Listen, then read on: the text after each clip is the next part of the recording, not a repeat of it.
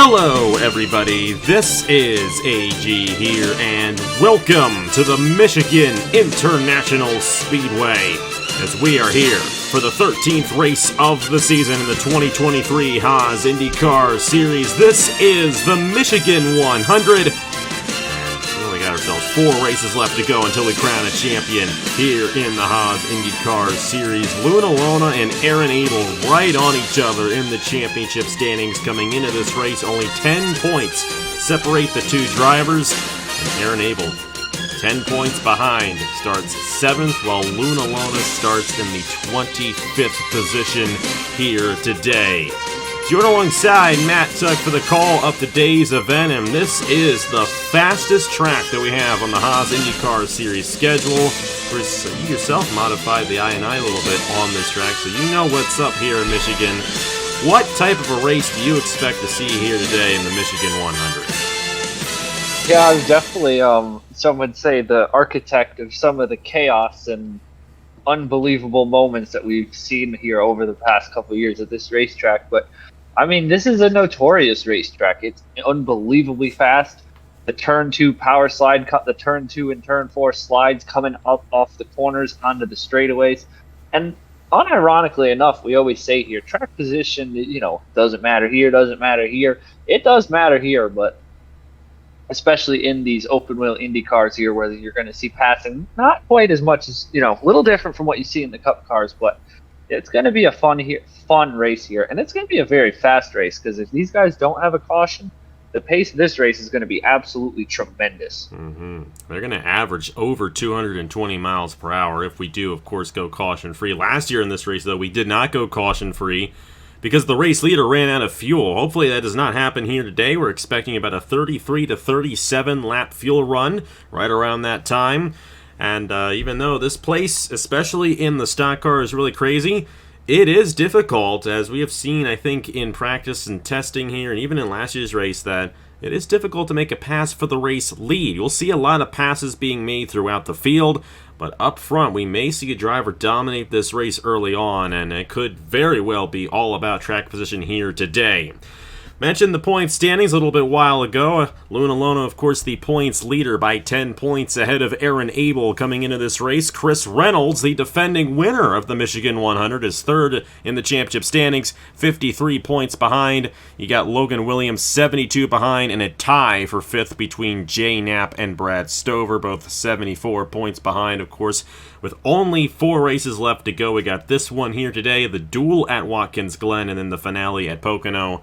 A lot can happen in those last 4 races, but it definitely does appear that we may be shaping up our championship battle here, as Luna and Aaron Abel have been lights out this season. Both drivers getting 1 win so far here in the Haas IndyCar Series. Well, qualifying yesterday saw Zachary Fitzwater grab the fastest time in the return of single-car qualifying. He's going to lead us to the green flag here in the Michigan 100 alongside Jay Knapp in the 98. Watch out for both of these drivers at the start of the race. One of them could go to victory lane here today. Brad Stover to the inside of John Stewart there in row number 2. John Andrews to the inside of Roy Rippleton in row number 4.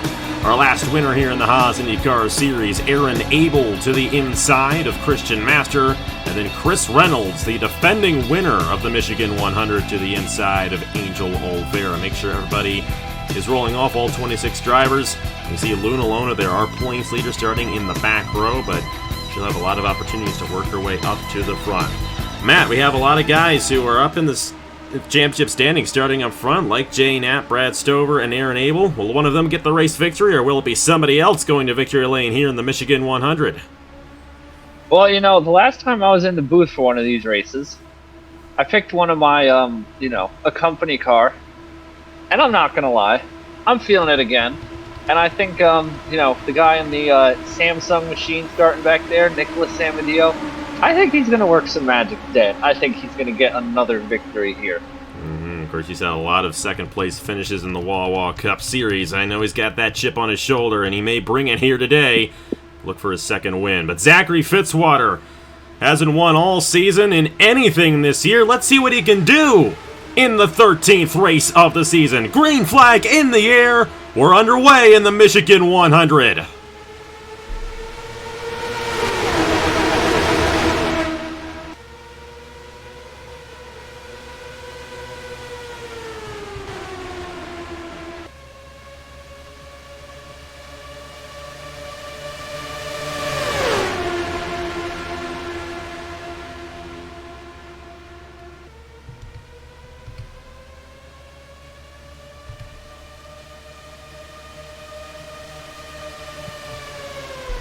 And a good jump at the start there for Zachary Fitzwater, Brad Stover, and John Andrews.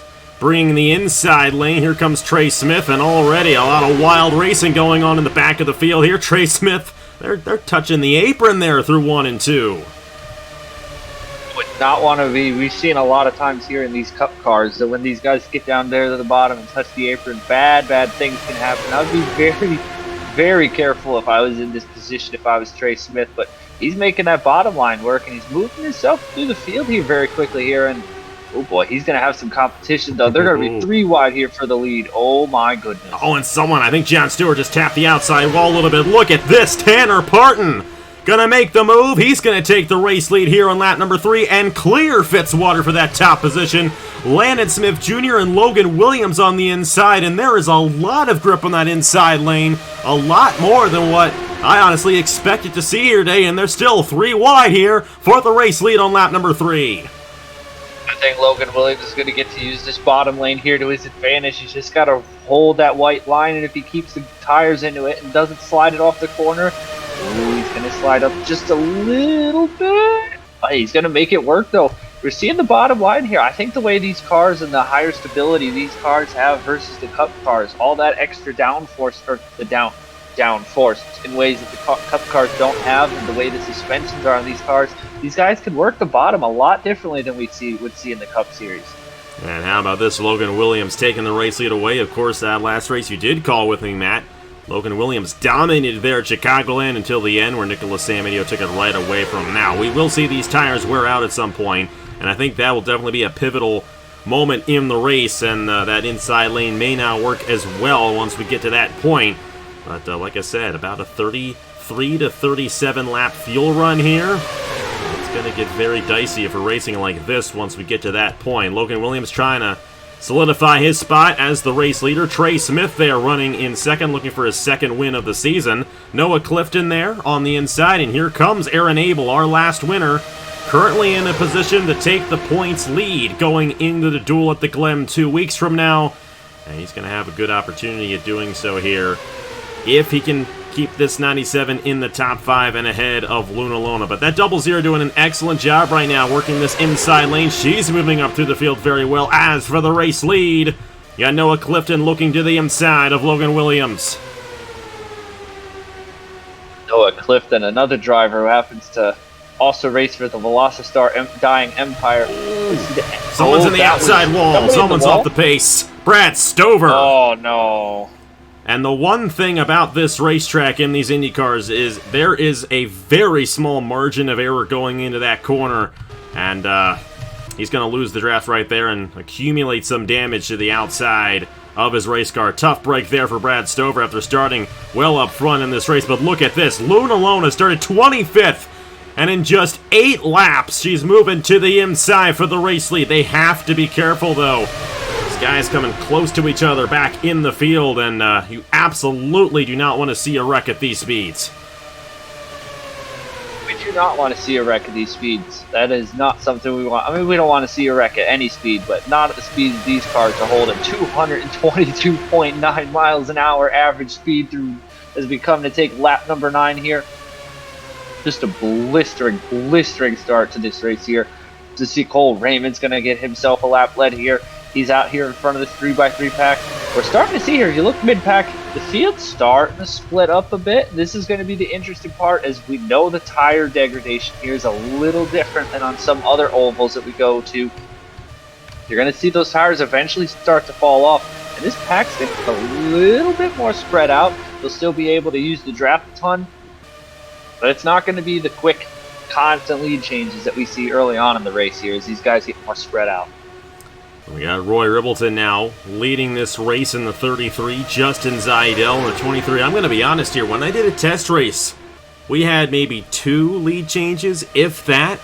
They were kind of running in the train the whole time. Well, not at all the case here today. These guys are cycling like crazy, and with being the fastest track on the circuit, the one race we really have that's like this, that's a cycle race. We don't see too many of those on the channel anymore, but definitely a unique style of racing here, a pack race in these Indy cars, and Let's be thankful it's not real life because, oh boy, it'd be incredibly nervous to see these guys go 220 in real life like this. But as cool as it is, we may start to see these guys kind of cool it down a little bit at some point, like you said, with the tire degradation. But right now, that is not happening. As up front, Landon Smith Jr. taking the race lead away from Roy Ribbleton. Tanner Parton back on the inside as well. Angel Oliveira in the middle. It's a great opportunity for someone to get their first win of the season here today in Michigan. Pick up another win here, but see this 07 of Landon Smith Jr. He's showing, I think Landon Smith Jr. looks like so far early on in this race, he's got one of the faster cars here today. Him, Trey Smith, we've seen been able to work the bottom. Trey Smith also working with his teammate there. Chris Reynolds, the two Otter Island cars, somehow can't find a way to... They just always end up at the front of these races. I don't know how that happens. I don't know. It just happens. Equal rating series, and my team always wins. And I'll never forget Chase Harris in 2020 and won 5 races that year. Hey, Chris Reynolds has won 3 races this year, and Trey Smith has won 1, so... Yeah, these guys are kind of unstoppable, but so is Luna Lona in the 00. She's been able to move back up here. The double wide still throughout a majority of the field at this point. I would say it really is anybody's race, and it's going to be very interesting to see how the cycle of pit stops ends up shaking out and who ends up getting in the lead draft after that. Assuming we remain green, the way these guys are racing, someone could make a mistake, someone could have a mechanical issue in the middle of this pack, and that could spur a crash on the racetrack, and who knows? We saw it happen last year when Richard Kingart ran out of fuel when he was leading the race. Who knows? We may see something crazy like that here today. Landon Smith Jr., though, holding off his brother right now, and he has led a couple of laps here consecutively, so we'll have to see if he can hold these guys off for the time being. But Luna Lona, Trey Smith battling for position right there as they're double wide through the majority of the field here on lap 15. Double wide, not as much 3 wide as we saw early on in this race here. This is going to be very, very interesting. As you said, the pit cycle on this race is going to be very interesting, especially if we see this pack all come in together. Who knows? I don't know if I wouldn't want it. I don't think an undercut versus overcut is going to make the world biggest difference here if you come out in a pack of 25 cars, but that's Christian Vargas there, I believe, in the 73. He's going to try and work his way now to the bottom.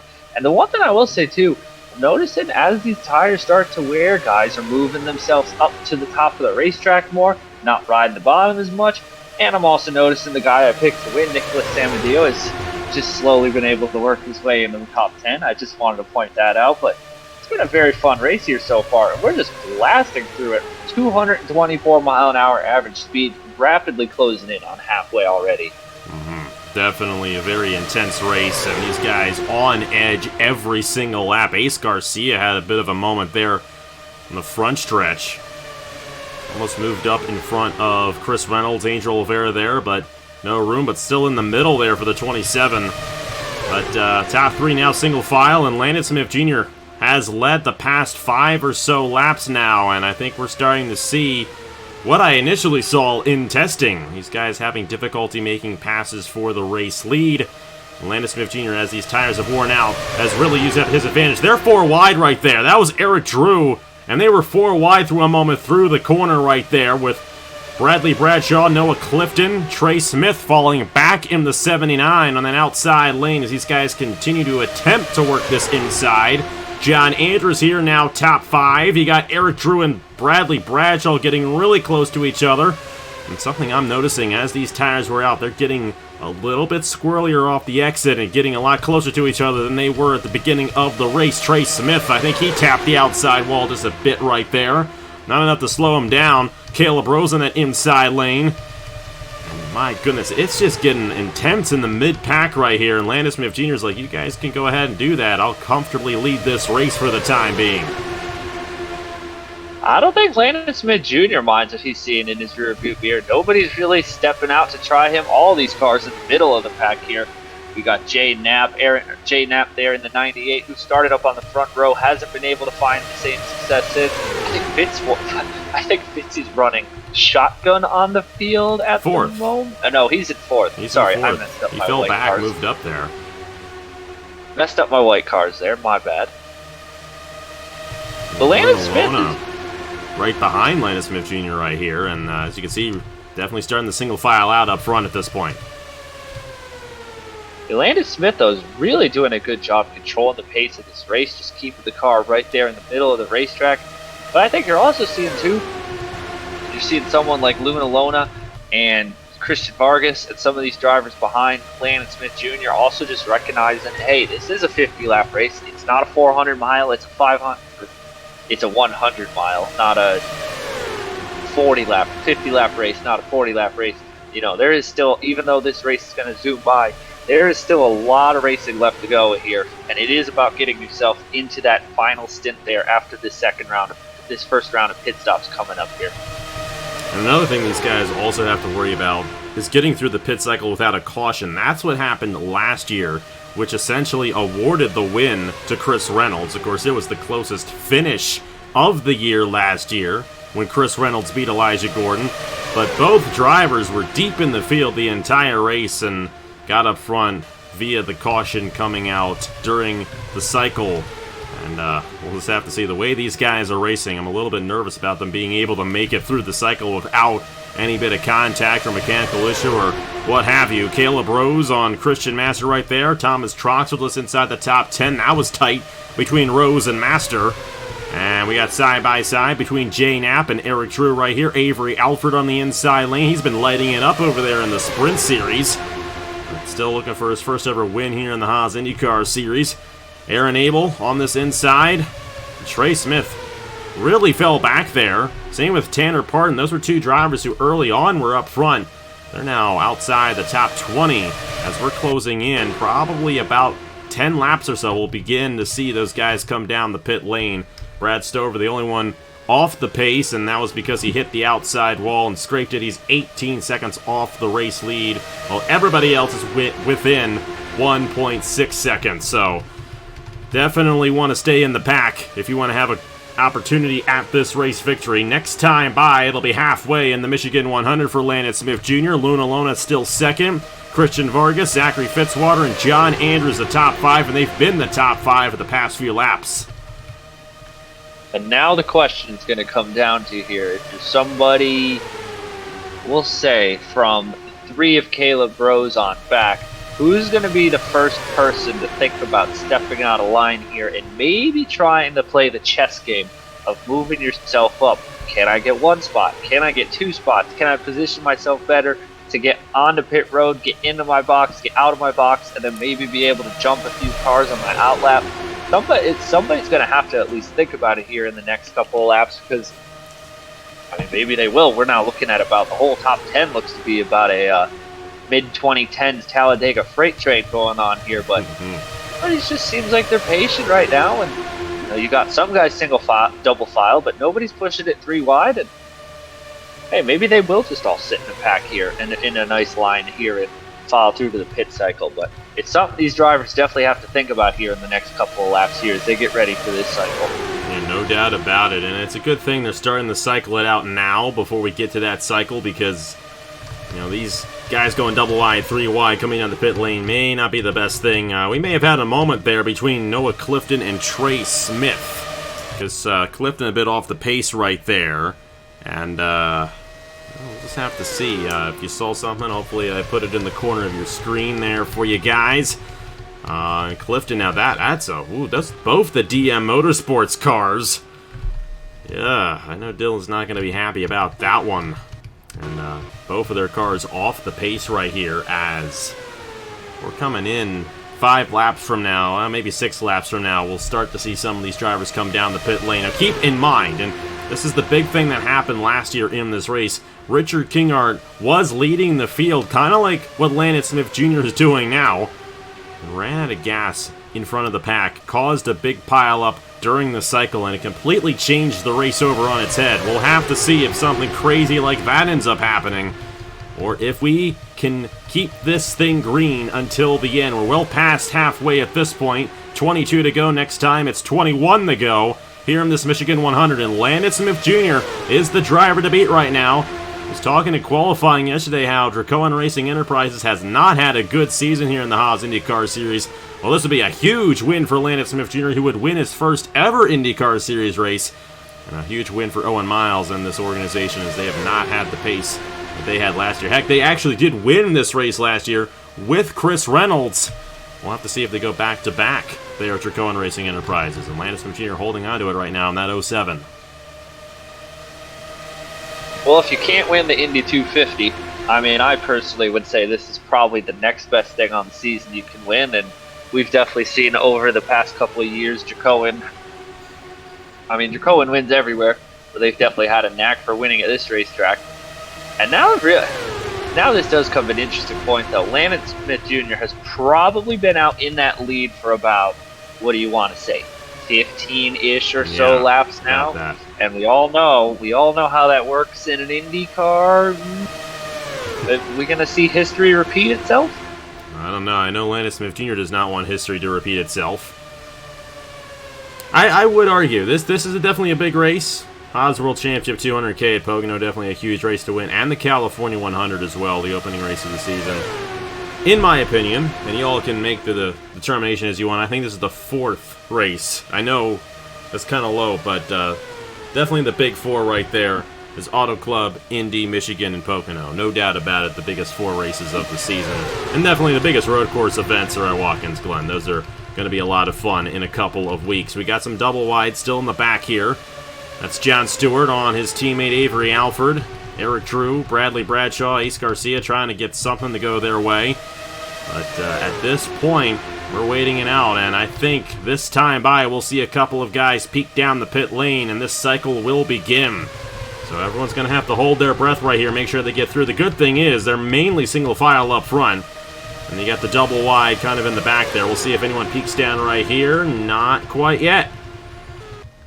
We're going to wait yet another lap to see if these guys come down the pit lane.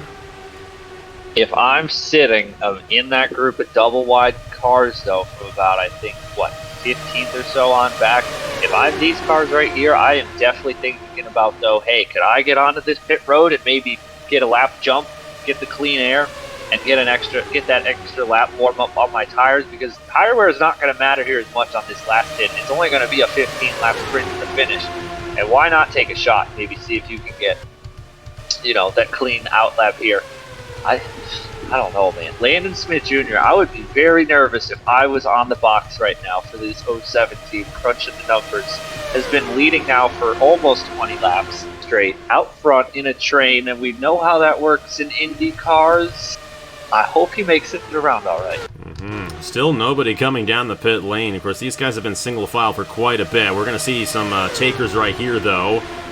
But Landon Smith, you're going to stay out there. That's going to be interesting. Vargas, Fitzwater, Caleb Rose, Christian Master, and a lot of guys from the back right there. So it may not be near as wide as we initially anticipated, but I don't think that's going to work out too well for Landon Smith Jr. and Luna Lona. There are very few cars that stayed out right there, and some of them did kind of get held up by the drivers who came down. So Fitzwater here in the 81. Of course, they were led by Vargas down the pit lane right here. We'll have to see who wins the race off of these guys. It's a bit hard to tell because of all the pit boxes. This is the one complaint I have about the camera angle on this track. It's looking, maybe getting some gas and goes right here. These guys are coming in and coming out just like that. Oh, boy. Very quick pit stops there, and Vargas will win the race off of those guys. Fitzwater will be second, and here comes Landon Smith Jr. in the 07. We'll see here. Maybe a two-tire, which that's one thing about this being a NASCAR simulator. No, in real-life IndyCar, a two-tire stop is not really an option, but here it is, and that's what these guys are doing, right sides only. Luna Lona in the 00. Trying to beat out Landon Smith Jr. here. You're going to see Christian Vargas and Zachary Fitzwater. John Andrews with a great stop right there in the 21. Andrews actually going to be side by side almost off the pit lane. And where's that 73? It's a very long access for these guys. And Vargas is going to have all the momentum coming off the exit of turn 2 to pass this 07 here. Or will he be able to do so? Looks like the 07 is going to have enough distance. But this race is far from over. The race is now on. for the race victory here in the Michigan 100. Vargas is going to be a part of it here as he gets around John Andrews. These guys are definitely going to bunch back up before the end of this race. And across the line right here, it's going to be 13 laps to go at the Michigan International Speedway. I think they're going to bunch back.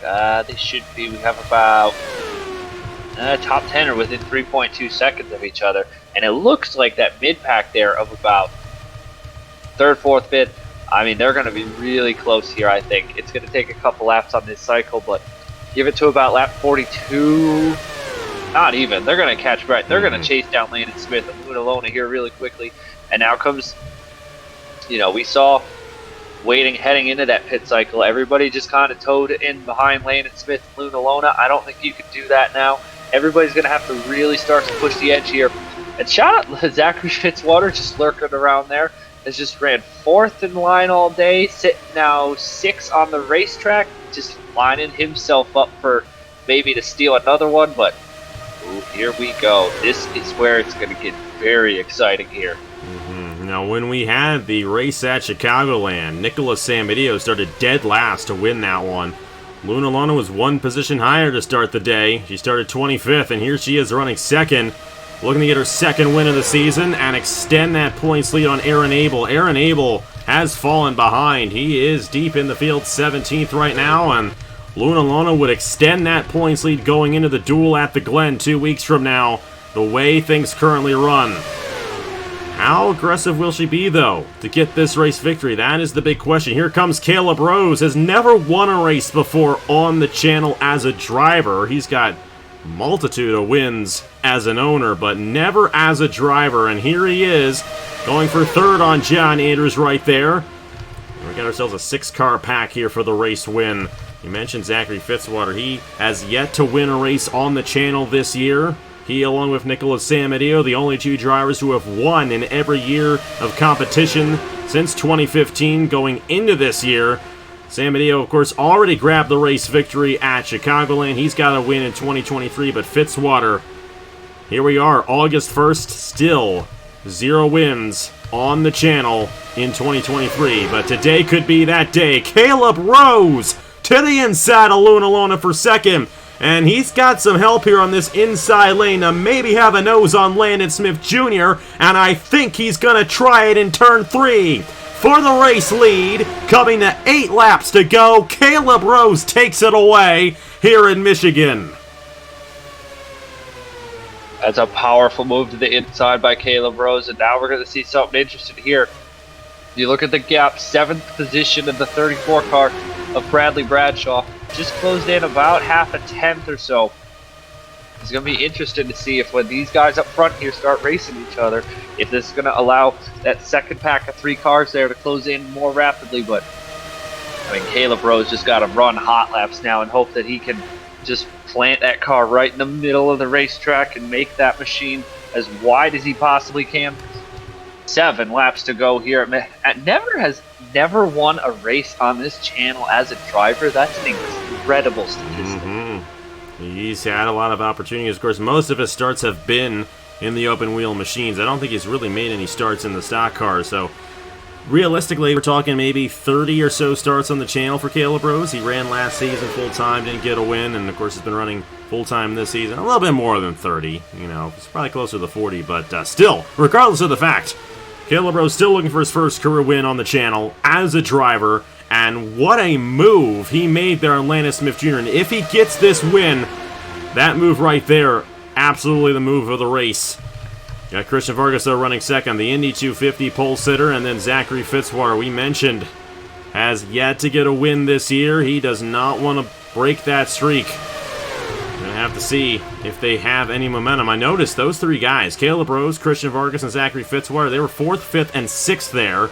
And then they all ended up surpassing the guys who were top 3 in Landon Smith Jr., John Andrews, and Luna Lona. And now with 5 laps to go, they're all on the line, not really battling each other.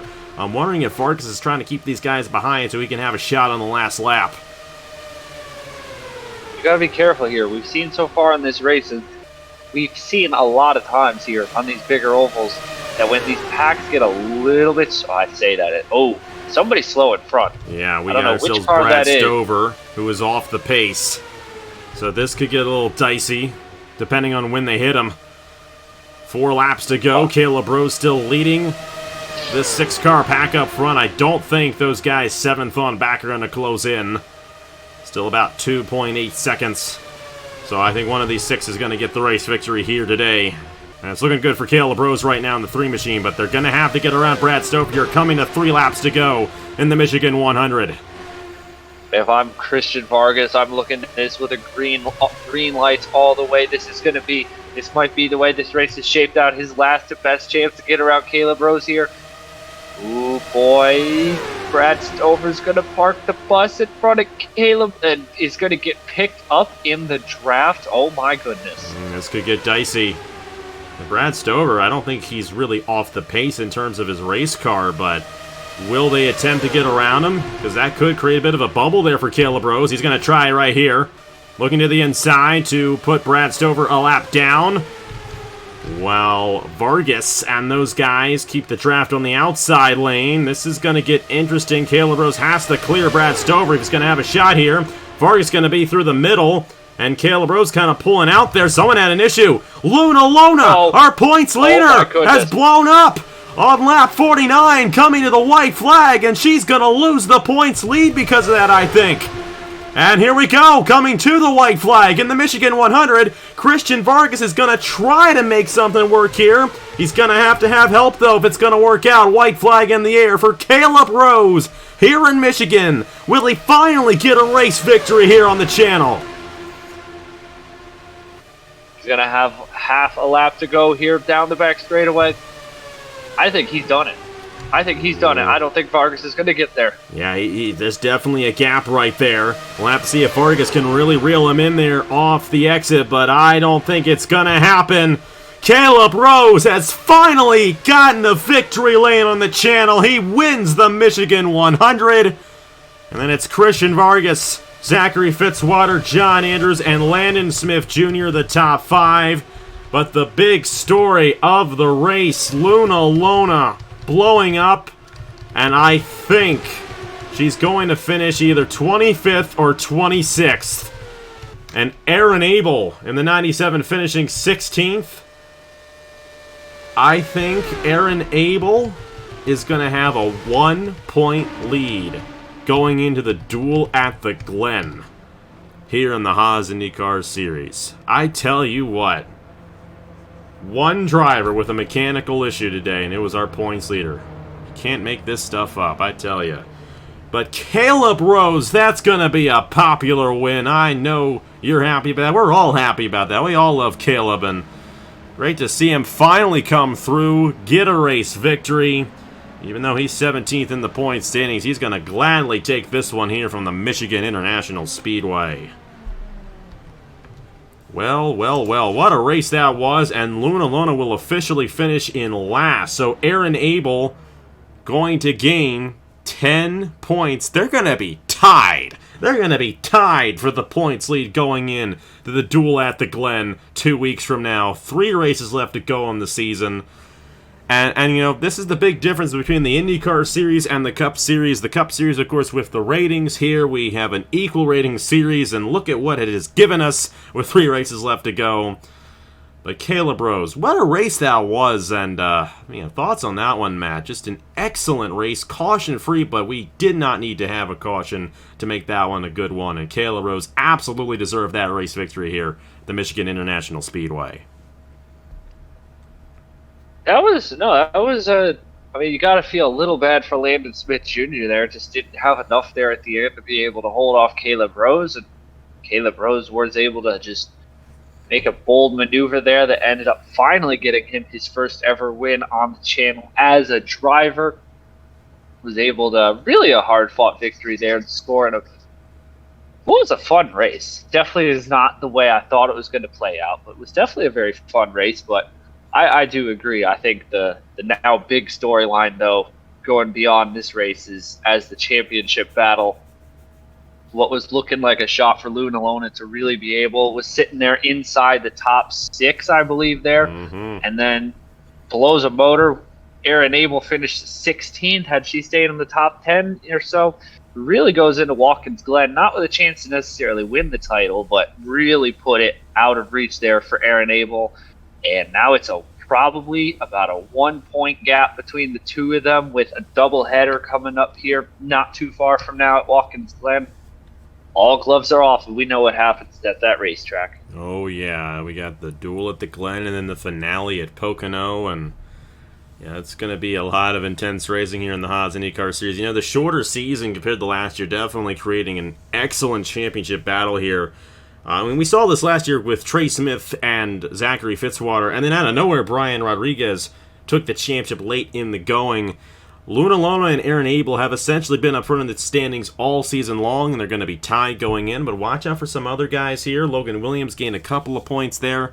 You know, if things really go haywire at Watkins Glen, we could see a couple of these guys really come close, but it's going to be interesting, no doubt about it, seeing how this title race ends up playing out, and it's anybody's guess on who's going to get it here.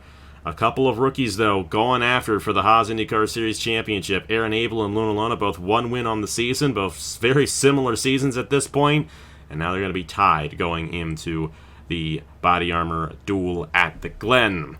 But Caleb Rose gets the win here in Michigan, finally coming through to get a race victory. I know Micah kept on picking him earlier in the season, kept on having issues. Well, he finally got one, and great to see that.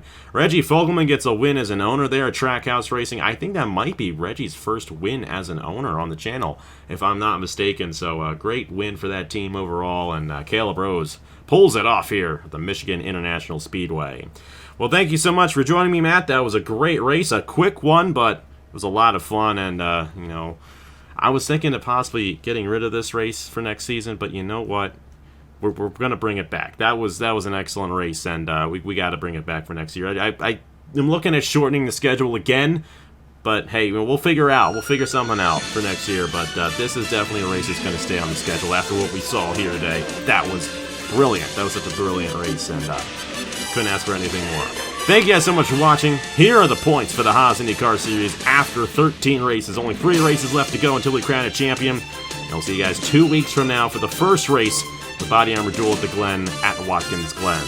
Congratulations to Caleb Rose, and I will see you guys later.